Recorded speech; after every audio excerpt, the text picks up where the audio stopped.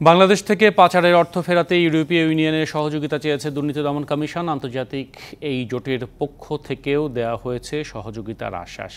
ইউরোপীয় ইউনিয়নের প্রতিনিধি দলের সাথে দুর্নীতি দমন কমিশনের চেয়ারম্যানের বৈঠক শেষে সংস্থাটির মহাপরিচালক আক্তার হোসেন জানিয়েছেন যে পাচারকৃত অর্থ দেশে ফিরিয়ে আনতে বিভিন্ন দেশে এ পর্যন্ত ৭১টি আইনি সহায়তামূলক চিঠি বা MLAR পাঠিয়েছে দুদক। এর মধ্যে ২৭টির উত্তর পাওয়া গেছে।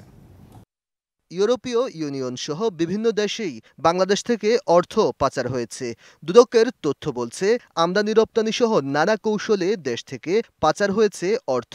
অর্থ পাচারে মাফিয়া ব্যবসায়ী, আমলা এবং রাজনীতিকদের একটি অংশ জড়িত।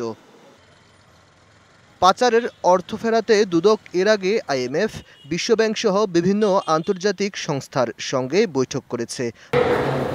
মঙ্গলবার দুদক চেয়ারম্যান মঈনুদ্দিন আবদুল্লাহ সহ সংস্থাটির শীর্ষ কর্মকর্তাদের সঙ্গে বৈঠক করে ইউরোপীয় ইউনিয়নের ৪ সদস্যের দল।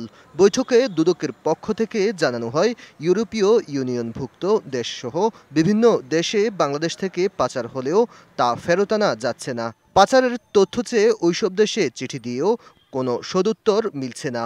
ইউরোপীয় ইউনিয়ন দুদককে জানিয়েছে, তথ্য প্রমাণের ভিত্তিতে তারা সহযোগিতা করবেন। এনজিওর কিস্তি প্রথমবার বিকাশ পেমেন্ট করলেই ২০ টাকা ইনস্ট্যান্ট ক্যাশব্যাক।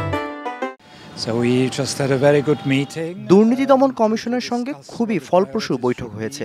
দুপক্ষের মধ্যেই নানা গুরুত্বপূর্ণ বিষয়ে কথা হয়েছে। বৈঠকে মানি লন্ডারিং সহ নানা বিষয়ে আলোচনা হয়েছে। বৈঠক শেষে দুদক মহাপরিচালক জানান, উন্নত দেশগুলোর সহযোগিতা ছাড়া পাচারের অর্থ ফেরত আনা কঠিন। যেসব দেশগুলোতে আমাদের পাচারকৃত অর্থ রয়েছে সেই সব দেশের সহযোগিতার ক্ষেত্রে তারা যেন আমাদেরকে সহযোগিতা করেন সে বিষয়ে আমরা সহযোগিতা চেয়েছি। সহযোগিতা করবেন মর্মে আশ্বস্ত করেছেন। ৭১টি MLAR পাঠিয়েছি বিভিন্ন দেশে, উত্তর পেয়েছি ২৭টা। জানানো হয়, কানাডা, আমেরিকা, মালয়েশিয়া সহ বেশ কয়েকটি দেশে সবচেয়ে বেশি অর্থ পাচার হয়েছে। Australia, Canada, UAE, Singapore, Malaysia, Switzerland, মোটামুটি এগুলো। Aditya Rafat, DBC news, Dhaka.